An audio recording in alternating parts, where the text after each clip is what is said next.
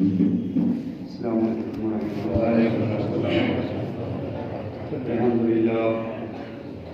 للہ نحمده ونستعینه ونستغفره ونؤمن به ونتوکل علیہ ونعوذ باللہ من شرور انفسنا ومن سیئات اعمالنا من يهده الله فلا مضل له ومن يضلل فلا هادي له ونشهد ان لا اله الا الله وحده لا شريك له ونشهد أن سيدنا مولانا محمدا عبده ورسوله أما بعد فقد قال الله تبارك وتعالى في القرآن المجيد والفرقان الحميد وأعوذ بالله من الشيطان الرجيم بسم الله الرحمن الرحيم يا أيها الذين آمنوا اتقوا الله وكونوا مع الصادقين صدق الله مولانا العظيم وبلغنا رسوله النبي الأمي الكريم ونحن على ذلك لمن الشاهدين والشاكرين والحمد لله رب العالمين۔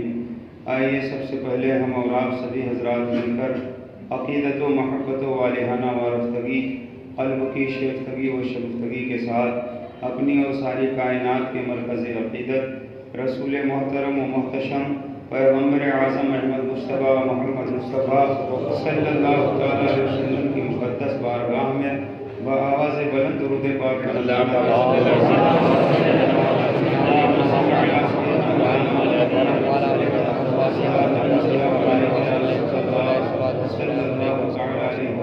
وسلم خیر و برکت کے لیے مرتبہ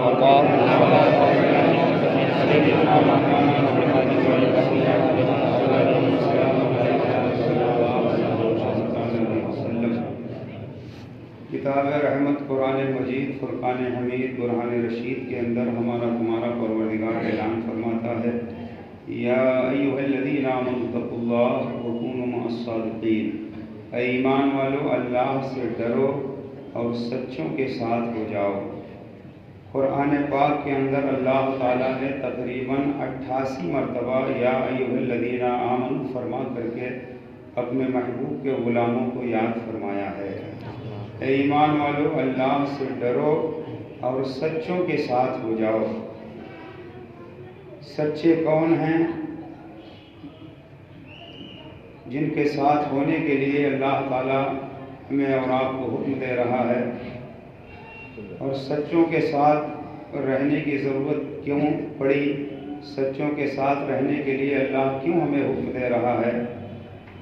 آپ کتابوں کا مطالعہ کریں تو آپ کو پتہ چلے گا۔ امام المفسرین حضرت علامہ امام فخر الدین رازی رحمۃ اللہ تعالی علیہ، آپ بہت بڑے مفسر گزرے ہیں، اور امام فخر الدین رازی رحمۃ اللہ تعالی علیہ کی جب جاگنی کا وقت آیا، نزاع کا وقت ہے، شیطان اس وقت بہت کوشش کرتا ہے جب آدمی کی جاگنی کا وقت ہوتا ہے، کیونکہ شیطان جانتا ہے کہ اگر اس وقت ایمان چھیننے میں کامیابی مل گئی تو وہ آدمی دنیا سے بے ایمان ہو کر کے جائے گا تو سارا کیا دھرا اس کا ملیہ میٹ ہو جائے گا۔ امام فخر الدین رازی رحمۃ اللہ تعالی علیہ کی جاگنی کا وقت ہے، نزاع کا وقت ہے، شیطان آیا اور آنے کے بعد کہنے لگا اے فخر الدین، زندگی بھر آپ نے مناظرے کیے ہیں، بتائیے کہ آپ نے اللہ کو پہچانا ہے؟ امام فخر الدین رازی رحمۃ اللہ تعالی علیہ نے شیطان کو جواب دیا کہ بے شک میں نے اللہ کو پہچانا ہے، اللہ کو مانا ہے، اللہ ایک ہے۔ اس نے کہا اللہ کے ایک ہونے پر کوئی دلیل ہو تو دیجئے، اس لیے کہ دعویٰ بغیر دلیل کے محتاج ہوا کرتا ہے۔ امام فخر الدین رازی رحمۃ اللہ تعالی علیہ نے اللہ کے ایک ہونے پر ایک دلیل دی، شیطان نے آپ کی دلیل کو رد کر دیا، دلیل کو کاٹ دیا۔ امام فخر الدین رازی رحمۃ اللہ تعالی علیہ نے اللہ کے ایک ہونے پر دوسری دلیل دی۔ کتابوں میں ملتا ہے کہ شیطان نے آپ کی دوسری دلیل بھی کاٹ دی، حتیٰ کہ یکے بعد دیگرے اللہ کے ایک ہونے پر 360 دلیلیں حضرت امام فخر الدین رازی نے دی، لیکن شیطان نے 360 دلیلوں کو رد کر دیا۔ اب ایسے کشمکش میں ہیں، ایمان جانے کا خطرہ ہے۔ آپ کے پیر کامل حضرت نجم الدین کبریٰ رحمۃ اللہ تعالیٰ علیہ تقریباً 300 میل کی دوری پر بیٹھ کر کے وضو فرما رہے تھے. آپ نے وہیں سے مرید کی حالت کو محسوس کر لیا، دیکھ لیا، اور آپ جلال میں آ کر کے جس لوٹے سے، جس بدھنے سے وضو فرما رہے تھے اس کو دیوار پر دے مارا، اور آپ نے وہیں سے پکار کر کہا، اے فخر الدین تو یہ کیوں نہیں کہہ دیتا کہ میں اللہ کو بغیر دلیل کے ایک مانتا ہوں؟ اللہ کو ماننے کے لیے دلیلیں مت دے. امام فخر الدین رازی رحمۃ اللہ تعالی علیہ نے پیر و مرشد کی جب آواز کو سنا تو آپ نے شیطان سے کہا کہ میں اللہ کو بغیر دلیل کے ایک مانتا ہوں. جب یہ شیطان نے سنا تو وہاں سے راہ فرار اختیار کیا اور بھاگ گیا. ادھر مریدوں نے نجم الدین کبریٰ رحمۃ اللہ تعالی علیہ سے پوچھا کہ حضور آپ نے دیوار پر لوٹا کیوں دے مارا، اور آپ نے یہاں سے یہ کیوں کہا کہ بغیر دلیل کے کہہ دے خدا کو ایک مانتا ہوں؟ تو حضرت نجم الدین کبریٰ رحمۃ اللہ تعالی علیہ نے فرمایا کہ میرے مرید امام فخر الدین رازی کی جاگنی کا وقت تھا اور اب قریب تھا کہ اگر فخر الدین ایک آدھ دلیل اور دے دیتا تو ایمان سے ہاتھ دھو بیٹھتا. اس لیے میں نے دیکھا مرید مصیبت میں ہے، کشمکش میں ہے، تو میں نے یہاں سے آواز دیا اور فخر الدین نے سن لیا اور اس کا ایمان محفوظ ہو گیا. آپ اس واقعے سے کئی باتیں اخذ کر سکتے ہیں. پہلی بات تو یہ کہ اتنے بڑے مفسر جنہوں نے قرآن کی تفسیر تحریر فرمائی ہے، بہت بڑے عالم دین، لیکن ایسے عالم میں جاگنی کے وقت ایمان جانے کا خطرہ تھا تو آپ کا ایمان بچا تو مرشد گرامی کے ذریعے سے بچا. مرشد گرامی کے ذریعے سے آپ کا ایمان محفوظ ہوا. اور دوسری بات یہ ہے کہ 300 میل کی دوری پر آپ تھے اور 300 میل کی دوری سے پیر و مرشد نے آواز دیا اور مرید نے سن لیا. پتہ چلا جب پیر کامل ہوتا ہے اور مرید بھی کامل ہوتا ہے تو مرید 300 میل کی دوری پر ہو اور پیر 300 میل کی دوری سے آواز دے تو مرید سن لیا کرتا ہے. تیسری بات یہ ہے کہ اللہ نے ولیوں کو یہ پاور عطا فرمایا ہے کہ وہ دور و دراز سے اپنے مریدوں کی نگہبانی بھی فرماتے ہیں اور دیکھ بھی لیا کرتے ہیں اور ان کی مدد بھی کر دیا کرتے ہیں. تو پتہ یہ چلا کہ مرشد کامل کی ضرورت ہے، مرشد کامل کی ضرورت ہے. مرشد جو ہو وہ کامل ہو، پیر جو ہو وہ کامل ہو. اس لیے کہ اگر پیر کامل ہوگا، مرشد کامل ہوگا تو مرید کی نجات ہوگی، مرید مرشد کامل کے ذریعے سے بچے گا. اور اگر پیر ہی کامل نہ ہوگا تو پھر مرید کو وہ کیا بچائے گا. اسی لیے تمام بزرگان دین نے مرشد تلاش کیا ہے. خود خواجہ غریب نواز رحمۃ اللہ تعالی علیہ نے علم ظاہر پڑھنے کے بعد آپ نے مرشد کامل کی تلاش جاری رکھی اور ایک وقت وہ آیا کہ آپ کو خواجہ عثمان ہارونی جیسا مرشد کامل مل گیا. اور خواجہ عثمان ہارونی جیسا مرشد کامل جب ملا تو جنہوں نے 2 انگلیوں کے بیچ میں اپنے مرید غریب نواز کو 18,000 عالم کا مشاہدہ کروا دیا، مگر اتنی بلندی پر پہنچنے کے بعد بھی خواجہ غریب نواز نے پیر سے رشتہ منقطع نہیں کیا، پیر کا دامن نہیں چھوڑا، بلکہ ہمہ وقت پیر کی خدمت میں رہے. کئی سال تک پیر و مرشد کے نالین اٹھا کر کے گھومتے رہے، پیر و مرشد کے ہمراہ چلتے رہے، یہاں تک کہ ایک وقت وہ آیا کہ آگے آگے پیر کامل طواف کر رہے ہیں، ساتھ میں خواجہ غریب نواز اپنے پیر کے طواف کر رہے ہیں. طواف سے فارغ ہونے کے بعد میزاب رحمت کے قریب کھڑے ہو کر خواجہ عثمان ہارونی نے کہا، مولا میرے مرید معین الدین کو قبول فرما لے. تو آواز آئی، میں نے معین الدین کو قبول فرما لیا. پھر پیر و مرشد کے ہمراہ آپ مدینہ طیبہ حاضر ہوئے، روضہ رسول کے قریب پہنچے تو سلام عرض کیا، السلام علیکہ یا سید المرسلین. تو رسول پاک نے مزار سے جواب دیا، وعلیکم السلام یا قطب المشائخ. گویا رسول پاک صلی اللہ تعالی علیہ وسلم نے सलाम का जवाब भी अता फरमाया और फिर मदीना तैयबा से हिंदुस्तान की ड्यूटी लगा दिया ख्वाजा गरीब नवाज रहमतुल्लाह ताला अलैह की। हिंदुस्तान के तमाम अवलिया में सबसे बड़ा मर्तबा हज़रत ख्वाजा गरीब नवाज रहमतुल्लाह ताला अलैह का है। हिंदुस्तान में तमाम अवलिया के सरदार हैं गरीब नवाज। और गरीब नवाज इतने बड़े वली होने के बावजूद आपने भी मुर्शिद कामिल को तलाश किया और पीर के हाथ में हाथ दिया। खुद पीराने पीर रोशन ज़मीर जो तमाम अवलिया के सरदार हैं, हज़रत पीराने पीर गौसे आज़म रज़ी अल्लाह ताला अन्हु, जब तक कि आप विलायत की सनद पर मोहर नहीं लगाते हैं, किसी को विलायत की डिग्री अता नहीं होती है। तमाम अवलिया के सरदार हैं हज़रत गौसे आज़म रज़ी अल्लाह ताला अन्हु, मगर आपने भी पीर तलाश किया तो हज़रत अबू सईद मखज़ूमी जैसा कामिल पीर तलाश किया। ख्वाजा कुतुबुद्दीन बख्तियार काकी रहमतुल्लाह ताला अलैह ने पीर तलाश किया तो हज़रत बाबा फरीद जैसा पीर तलाश किया। हज़रत बाबा फरीद ने तलाश किया तो कुतुबुद्दीन बख्तियार काकी को पीर बनाया और कुतुबुद्दीन बख्तियार काकी ने पीर बनाया तो गरीब नवाज को पीर बनाया। और गरीब नवाज के पहले मुरीद हैं ख्वाजा कुतुबुद्दीन बख्तियार काकी रहमतुल्लाह ताला अलैह और बाबा फरीद के पीर व मुर्शिद हैं हज़रत ख्वाजा कुतुबुद्दीन बख्तियार काकी रहमतुल्लाह ताला अलैह। गोया मुर्शिद की ज़रूरत है, मुर्शिद कामिल के ज़रिए से ईमान महफूज होता है, ईमान की हिफाजत होती है, क्योंकि शैतान हमा वक्त कोशिश करता है कि इंसान के आमाल को बर्बाद कर दे। यही पीराने पीर रोशन ज़मीर हैं। आप तशरीफ़ ले जा रहे थे, अचानक आसमानों में अब्र का टुकड़ा नज़र आया और आवाज़ आई, है अब्दुल कादिर जीलानी, अब नमाज पढ़ने की कोई ज़रूरत नहीं है, इबादत करने की कोई ज़रूरत नहीं है। हज़रत पीराने पीर ने नज़र उठा के देखा और दिल में गौर किया कि नमाज तो रसूल पाक पे माफ़ नहीं, सहाबा पे माफ़ नहीं, अवलिया पे माफ़ नहीं, मैं कौन हूँ जिस पे नमाज माफ़ हो सकती है। आपने समझ लिया ये शैतान का हरबा है। आपने कहा ला हौल वला कुव्वता इल्ला बिल्लाह। फौरन बादल का टुकड़ा फट गया। आवाज़ आई, अब्दुल कादिर जिलानी, तुमको तुम्हारे इल्म ने बचा लिया है।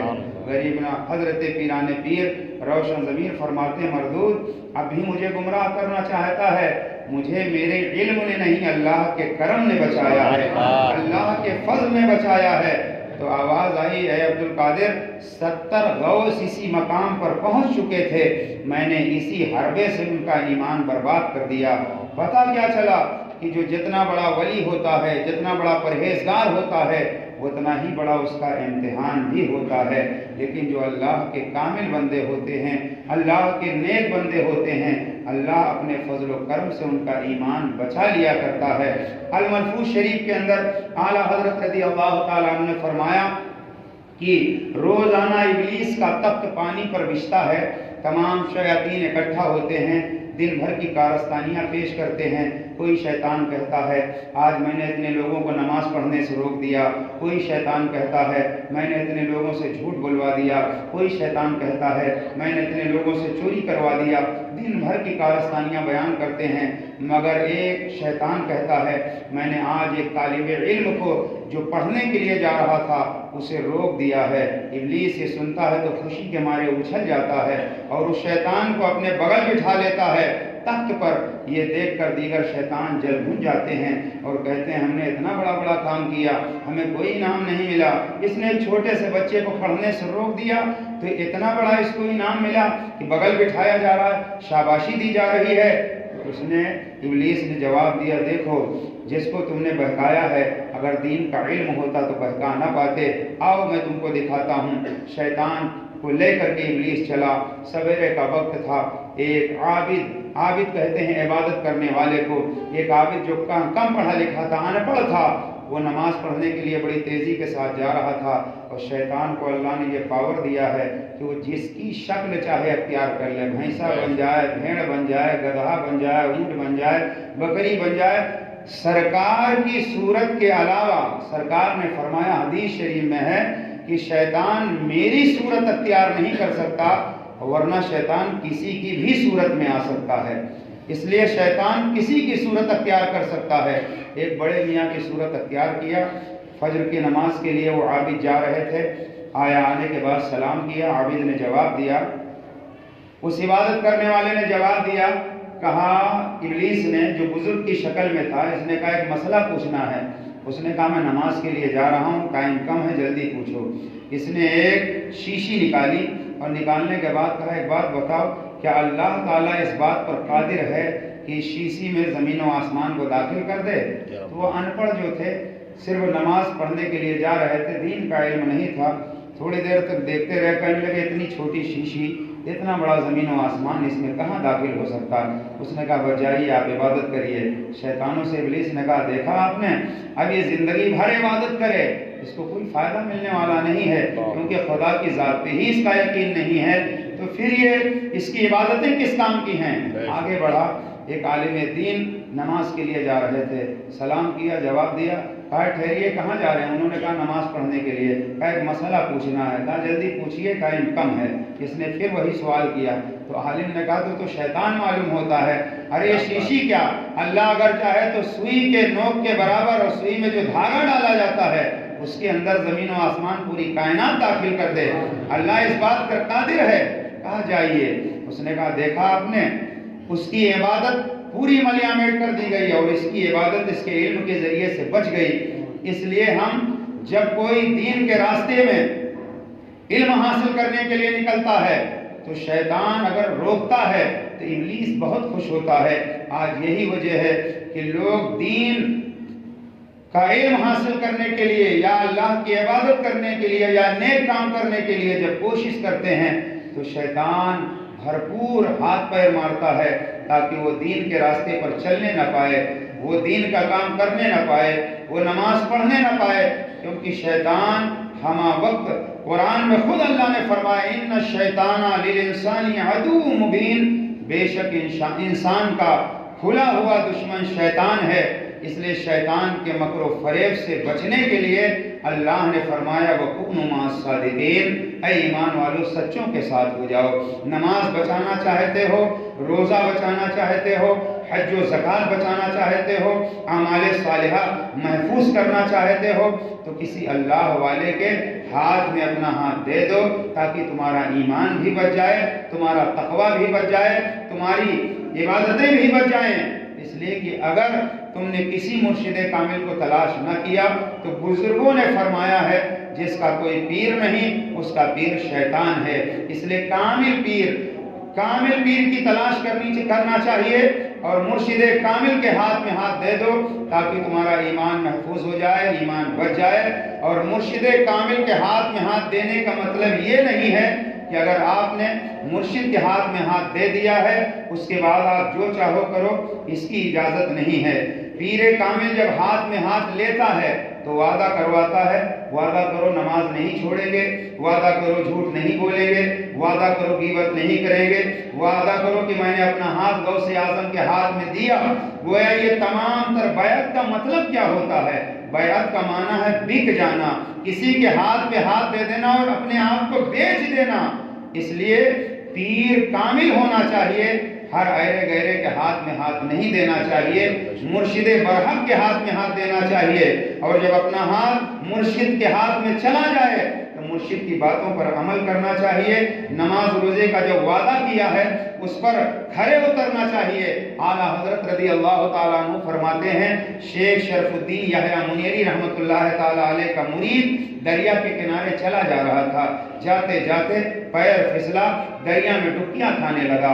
इतने में हजरत खिज़्र अलैहिस्सलाम हाजिर हुए और खिज़्र ने हाथ बढ़ाया और फरमाया आ मैं ताकि तुझे बाहर निकाल दूं। तो मुरीद कितना पक्का मुरीद था, उस मुरीद ने कहा कि ऐ खिज़्र अलैहिस्सलाम, जो हाथ पीर और मुर्शिद के हाथ में चला गया हो वो हाथ अब किसी और के हाथ में जाए मुझे गवारा नहीं है। आप सोचो ये हजरत खिज़्र कौन है? हजरत खिज़्र अल्लाह के नबी हैं।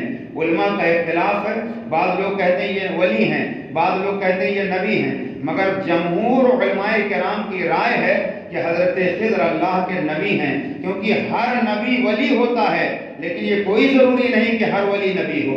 जो भी नबी होगा वो वली होगा, लेकिन हर वली ये कोई ज़रूरी नहीं कि नबी हो, लेकिन हर नबी वली होगा। اس لیے جمہور علماء کرام کی رائے ہے کہ حضرت خضر علیہ السلام اللہ کے نبی ہیں۔ آپ سوچو، یحییٰ منیری کا مرید دریا میں غوطہ کھا رہا ہے، مگر خضر علیہ السلام ہاتھ بڑھا کے کہہ رہے ہیں آ تجھے نکال دوں۔ اس نے کہا نہیں، جو ہاتھ پیر کے ہاتھ میں چلا گیا ہے اب دوسرے کے ہاتھ میں جائے گا نہیں، یعنی اپنے پیر پر بھروسہ دیکھو۔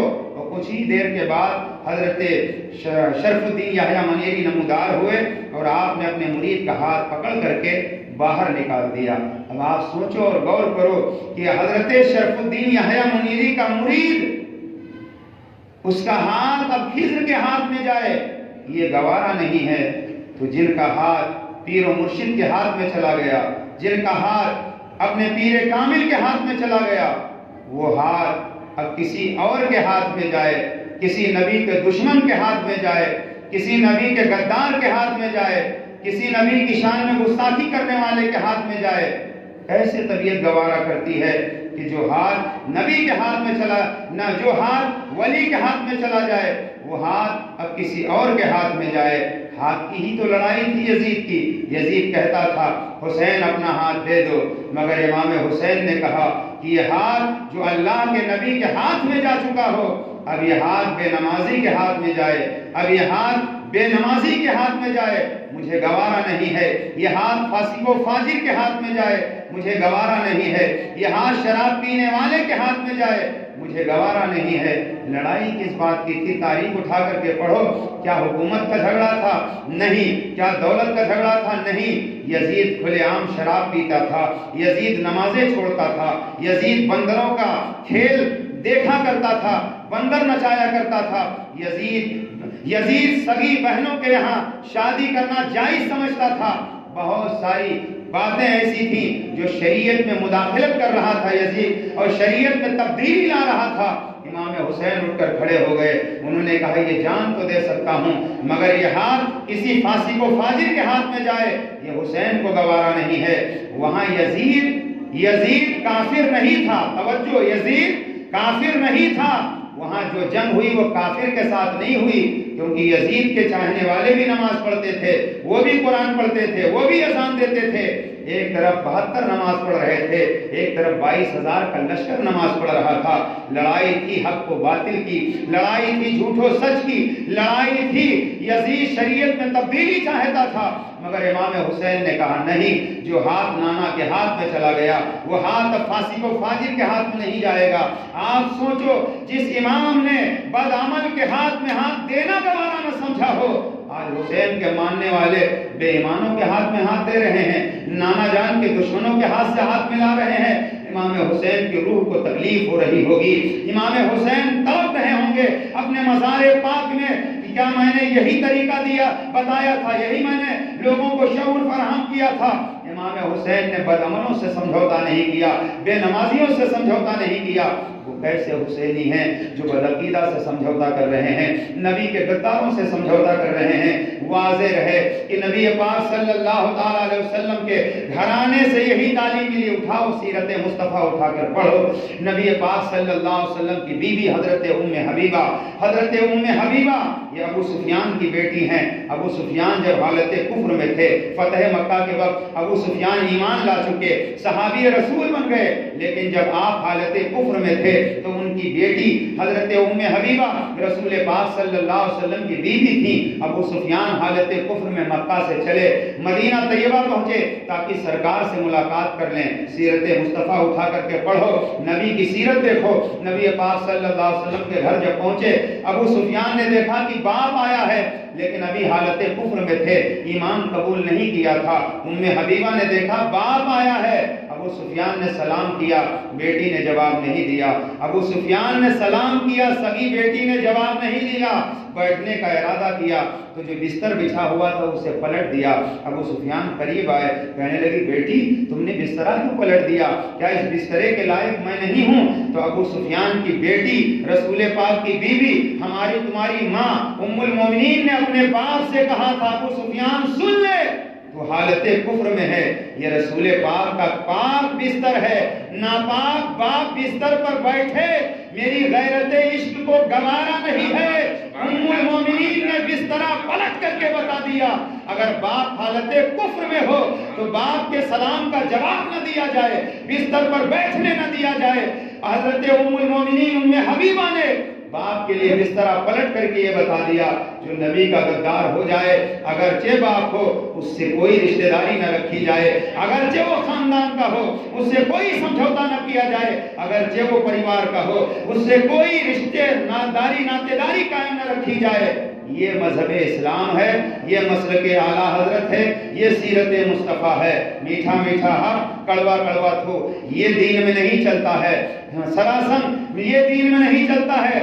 دورنگی چھوڑ دے ایک رنگ ہو جا، دورنگی چھوڑ دے ایک رنگ ہو جا، سراسر موم یا سنگ ہو جا۔ اس لیے کہ اسلام میں دو ہی نہیں چلتی ہے، پوری تاریخ اسلام آپ اٹھا کر کے پڑھو، ابو بکر صدیق کی زندگی پڑھو، فاروق اعظم کی زندگی پڑھو، عثمان غنی کی زندگی پڑھو، 1,00,000 کم و بیش 24,000 صحابہ کی تاریخ پڑھو، پورے صحابہ کی زندگی میں کہیں آپ کو یہ نہ ملے گا کہ صحابہ نبی کے بھی رہے ہوں، نبی کے دشمنوں کی بھی رہے ہوں۔ لا الہ الا اللہ کا مطلب ہی مسلمان اگر سمجھ جائے تو بہت کچھ سمجھ جائے گا۔ لا الہ الا اللہ کا مطلب کیا ہے؟ اللہ کے سوا کوئی عبادت کے لائق نہیں۔ جیسے ہی لا الہ الا اللہ کہا فوراً اربوں خربوں جھوٹے خداؤں کا انکار کر دیا۔ لا الہ الا اللہ، اللہ کے سوا کوئی عبادت کے لائق نہیں، یعنی عبادت کے لائق صرف ایک اللہ ہے۔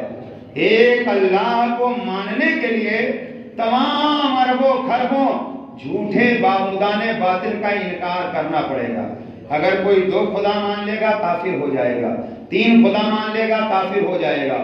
ایک خدا ماننے کے لیے تمام جھوٹے خداؤں کو چھوڑنا پڑے گا، رد کرنا پڑے گا۔ ایسے ہی مصطفیٰ کو ماننے کے لیے نبی کے غداروں سے الگ ہونا پڑے گا، نبی کے دشمنوں کو چھوڑنا پڑے گا، نبی کے دشمنوں سے دور رہنا پڑے گا۔ اس لیے اگر تم یہ چاہو کہ ہم اللہ کو بھی مانتے رہیں اور جو جھوٹے خدا ہیں انہیں بھی مانتے رہیں تو پھر ایمان ہی مکمل نہیں ہوگا۔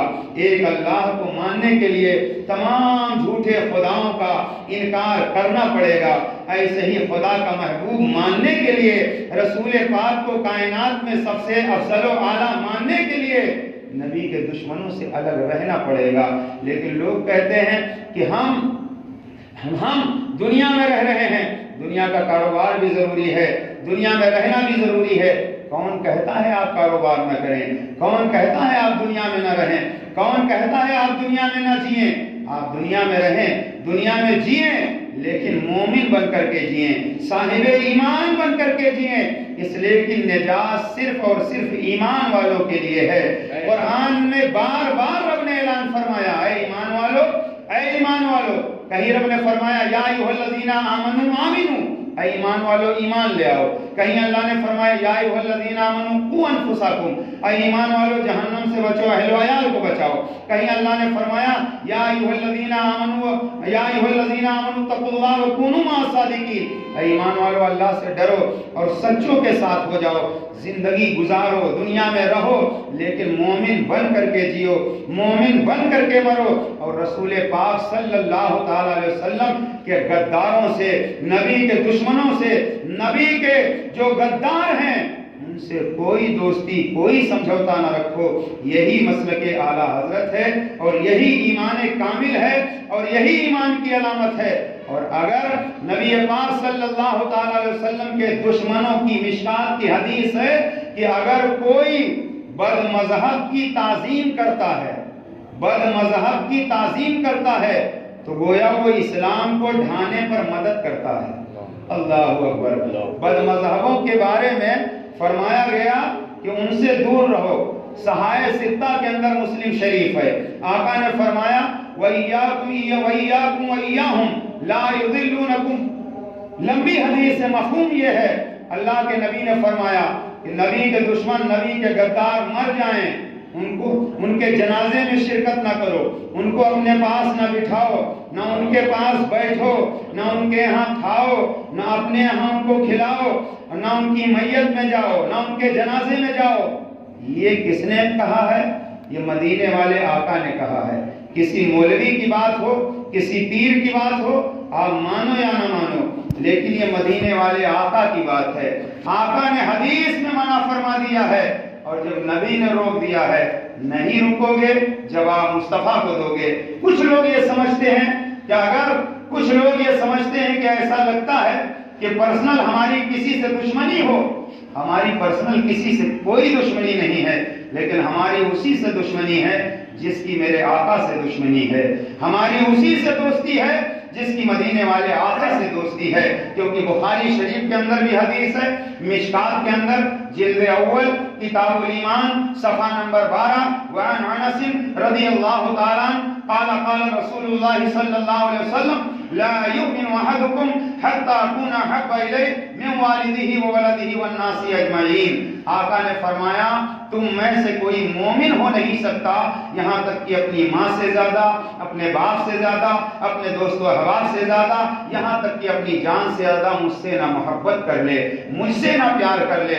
پتہ چلا محبت رسول کا نام ایمان ہے، رسول کے چاہنے کا نام ایمان ہے، رسول کے ماننے کا نام ایمان ہے، اور رسول پاک صلی اللہ علیہ وسلم کا دامن چھوڑ کر کے کہیں پیارے گنجائش نہیں ہے۔ اعلیٰ حضرت سرکار فرماتے ہیں یا رسول اللہ جو تیرے در سے یار پھرتے ہیں در بدر یوں ہی خار پھرتے ہیں، یا رسول اللہ میں اس گلی کا گدا ہوں جس میں مانگتے تاجدار پھرتے ہیں۔ اعلیٰ حضرت فرماتے ہیں یا رسول اللہ تمہیں جانا تمہیں مانا نہ رکھا غیر سے کام، تمہیں جانا تمہیں مانا نہ رکھا غیر سے کام۔ للہ الحمد میں دنیا سے مسلمان گیا، للہ الحمد میں دنیا سے مسلمان گیا، آج لے ان کی پناہ، آج مدد مانگ ان سے، کل نہ مانیں گے قیامت میں اگر مان گیا۔ وَقُومُوا مَعَ الصَّادِقِينَ، اے ایمان والو سچوں کے ساتھ ہو جاؤ۔ سچے ہیں کون؟ ایک بات اور پیش کر دیتا ہوں۔ مولائے کائنات حضرت علی کرم اللہ وجہہ الکریم آپ فرماتے ہیں میں نے خواب دیکھا کہ اللہ کے حبیب صلی اللہ علیہ وسلم مسجد نبوی شریف میں تشریف لائے ہیں، آپ نے امامت فرمائی ہے اور مسجد نبوی سے ٹیک لگا کر کے آپ تشریف فرما ہوئے ہیں۔ اتنے میں کھجوروں کا ایک ٹوکرا پیش کیا گیا، اللہ کے حبیب صلی اللہ علیہ وسلم نے کھجوروں کا ٹوکرا لیا، ایک کھجور حضرت علی کو عطا فرمائی۔ علی فرماتے ہیں کھجور میں نے لی اور جیسے ہی منہ میں نے رکھی اتنے میں میری آنکھ کھل گئی تو میں نے دیکھا کہ وہ کھجور کی مٹھاس میری زبان پر باقی ہے۔ پتہ چلا نبی کو کوئی خواب میں دیکھتا ہے تو یقیناً نبی ہی کو دیکھتا ہے، کیونکہ نبی کی شکل و صورت میں شیطان نہیں آ سکتا۔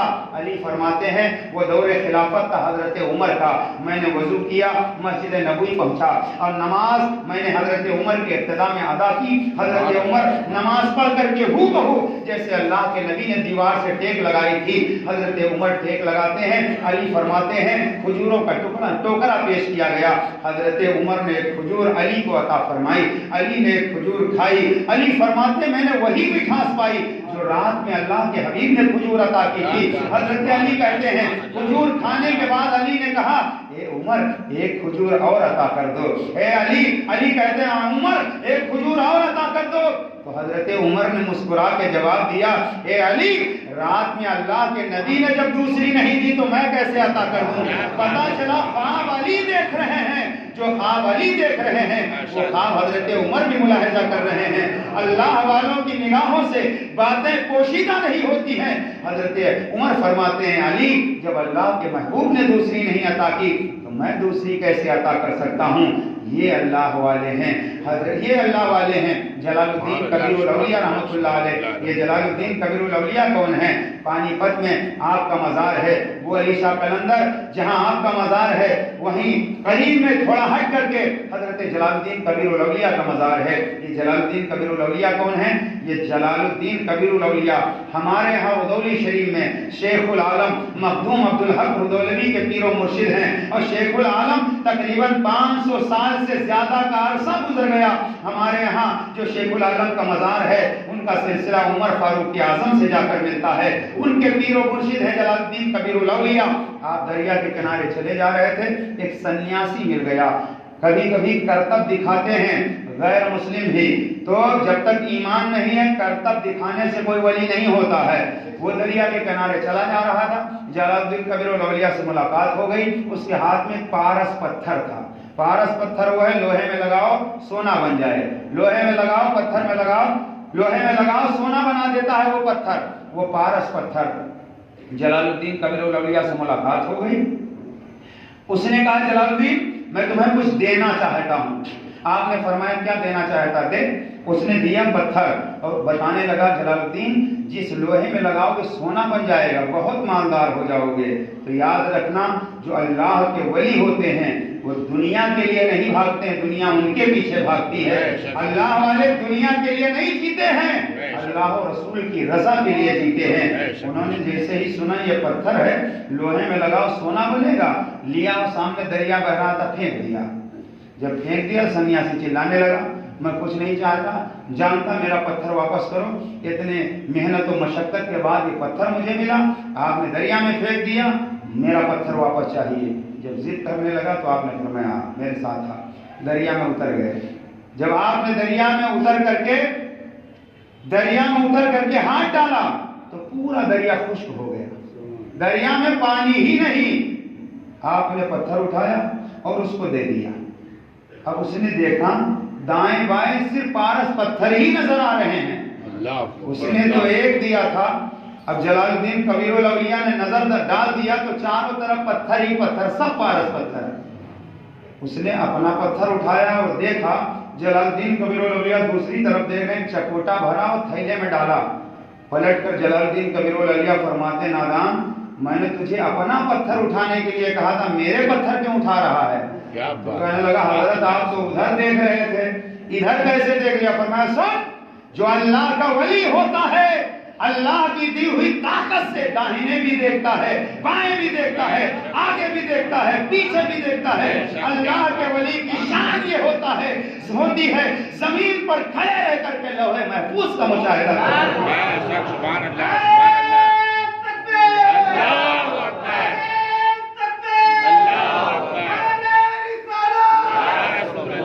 اللہ کا ولی ہوتا ہے اس سے کچھ چھپا نہیں رہتا ہے۔ اسی لیے عالم کے پاس بیٹھو تو زبان پہ کنٹرول رکھو، کیونکہ عالم ظاہر پر فتویٰ لگاتا ہے۔ ولی کے پاس بیٹھو تو دل سنبھال کر بیٹھو، کیونکہ دل میں جو سوچتے ہو ولی کو پتہ چل جاتا ہے، دل میں جو سوچتے ہو ولی کو پتہ چل جاتا ہے۔ آخری بات مخدوم اشرف جہانگیر سمنانی، سبحان اللہ، لوگ حکومت کے لیے دوڑتے ہیں، مخدوم اشرف نے حکومت کو لات مار دیا، سمنان کی سلطنت کو ٹھوکر مار دیا۔ بنگال کی تربیت میں بیٹھ کر، اجودھیا کے قلب میں بیٹھ کر کے آپ نے اپنا مسکن بنایا کچھوچھا شریف کو، اور وہی حضرت مخدوم اشرف جہانگیر سمنانی رحمۃ اللہ علیہ آپ چلے جا رہے تھے، اور بنارس یا جون پور کے قریب کی بات ہے، حضرت مخدوم اشرف کے مرید بھی ساتھ ساتھ چل رہے تھے، اور دور تھا مورتیوں کا، حسین و جمیل جگہ جگہ مورتیاں رکھی ہوئی تھی۔ آپ کے مرید گلے کھیرو آپ کے ساتھ چل رہے تھے۔ چلتے چلتے دیکھا نتھنیاں اور جھلنیاں پہن کر کے پتھر کی مورتی کو لوگوں نے بٹھا کر کے پوجا پاٹ شروع کیا ہے۔ مخدوم اشرف کا گزر ہوا، مرید کھڑا ہو کر ٹکٹکی باندھ کر دیکھنے لگا۔ آپ آگے نکل گئے، آپ نے فرمایا فلاں کہاں رک گیا؟ لوگوں نے کہا حضور تو مورتی دیکھ رہا ہے۔ فرمایا اس کو بلاؤ۔ آیا، کہنے لگے کیا بات ہے؟ اچھی لگ رہی کا حضور پسند ہے۔ آپ نے نظر ڈالی تو مورتی میں جان پیدا ہو گئی، مورتی میں جان پیدا ہو گئی، اور آپ نے مورتی میں جب جان پیدا ہو گئی تو اسی سے اس کا نکاح کر دیا، اسی سے اس کا نکاح کر دیا، اور پھر اولاد بھی ہوئی۔ تاریخ اٹھا کر کے پڑھو، یہ مخدوم اشرف جہانگیر سمنانی رحمۃ اللہ تعالی علیہ ہیں۔ آپ کے آستانے پر پورے ہندوستان سے بھوت پریت چڑیل کوئی نہ چھڑا سکے۔ مخدوم اشرف کا نام آتے ہی شیطان بہت بھاگتے ہیں، اور کئی کلومیٹر دور سے ہی مخدوم چھوڑ دے آواز لگاتے ہوئے لوگ نظر آتے ہیں۔ بات سمجھ میں آ گئی کہ مخدوم اشرف نے سلطنت کو کیوں چھوڑا۔ پتہ کیا چلا کہ مخدوم اشرف نے دنیا کی سلطنت کو چھوڑ دیا تو اللہ نے ایسی سلطنت عطا فرمائی کہ آج مخدوم اشرف کے دربار میں ہمہ وقت دیوانوں کا میلہ لگا رہتا ہے۔ مسلمان بھی آتے، غیر مسلم بھی آتے، ہر طرح کے لوگ آتے ہیں۔ مخدوم مدد کرو، مخدوم کرم کرو. اور ہندوستان میں اسپیشلسٹ درگاہ ہے مخدوم اشرف کے اجنہ کے لیے، اور جہاں شیطان بھوت بڑے بڑے مخدوم اشرف کا نام سن کر کے بھاگتے ہوئے نظر آتے ہیں. وَكُونُوا مَعَ الصَّادِقِينَ، سچوں کے ساتھ ہو جاؤ. اللہ ہم کو سب کو عمل خیر کی توفیق عطا فرمائے، جو کچھ بیان ہوا اس پر عمل کی توفیق عطا فرمائے. السلام علیکم ورحمۃ اللہ وبرکاتہ.